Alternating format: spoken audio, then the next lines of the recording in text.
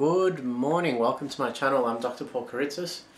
Well, this is the Esoteric Symbols tour, and today we continue with the Saturnine formative force, which is the force of Saturn or lead, which we can see here, up here, positive expression here, or active expression, negative expression or passive expression over, I believe it's that one there.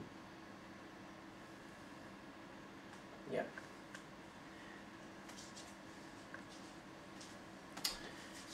Saturn or lead represents pretty much the first rupture of the prima materia, of the base substance, the initial expression of manifesting consciousness. This we can discern by looking at its esoteric symbol, basically a cross mounted on top of a lunar crescent.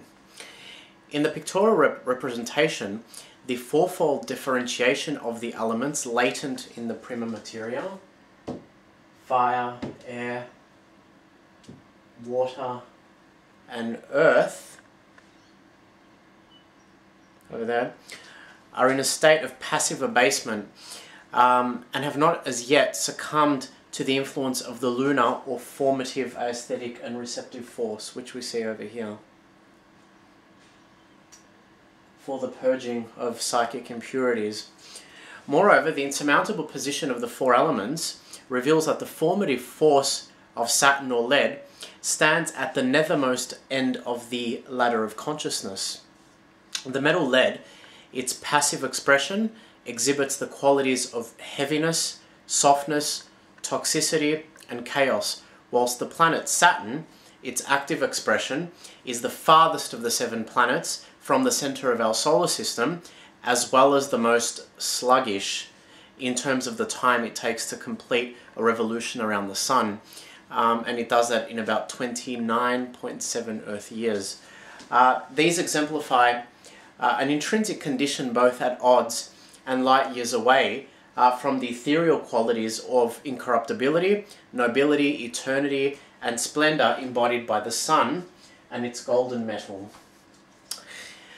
From a spiritual and psychological perspective, Saturn or lead denotes the conscious dependence upon an identification with the detritus and dross of material existence.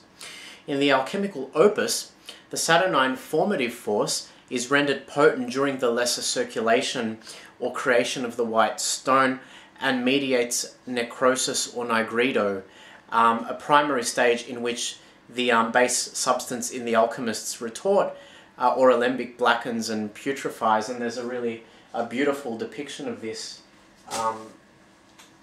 alchemical process in the Splendor Solis series, the Alchemical Splendor Solis series, and so it's plate 2 of the 2nd series over here. And in the alembic you can see basically the 3 primary colors of the alchemical opus, which are black, white and red. Black over here is nigredo or necrosis, and that's mediated by the sphere of Saturn. So that's albedo, the white one, and that's rubedo, which is the end product, the philosopher's stone. It's a cycle.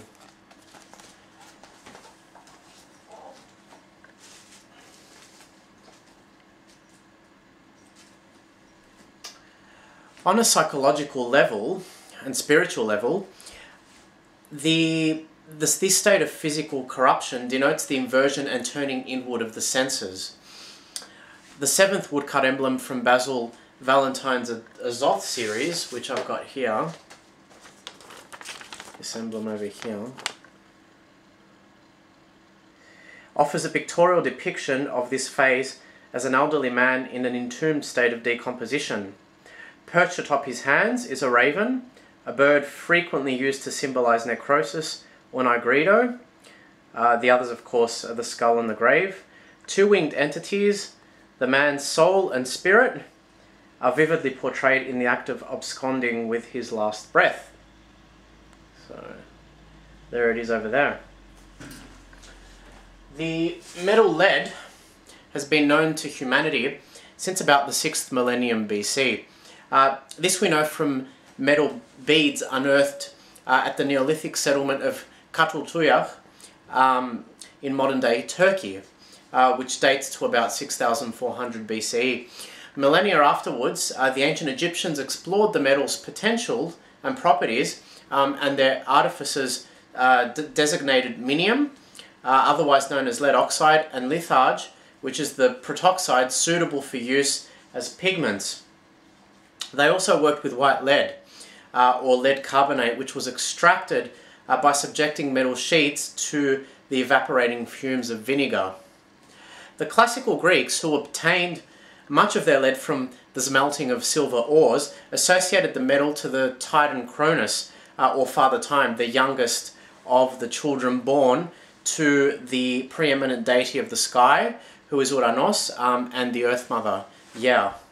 To this Greco-Roman god of the harvest, we owe the contemporary conception of death as a grim reaper that raises lives with his scythe. Use of the metal became widespread during Roman times, where many of the emperors had it worked into pipes, coins, and the system of aqueducts that nourished Rome with water for drinking, bathing, and flushing sewerage. It is alleged that the 1st century Roman emperor Titus had some 50,000 or so men delivered to Spain, to the Spanish lead mines, for the sake of labouring until they dropped dead from exhaustion. Popularity of the metal doesn't seem to have waned at all.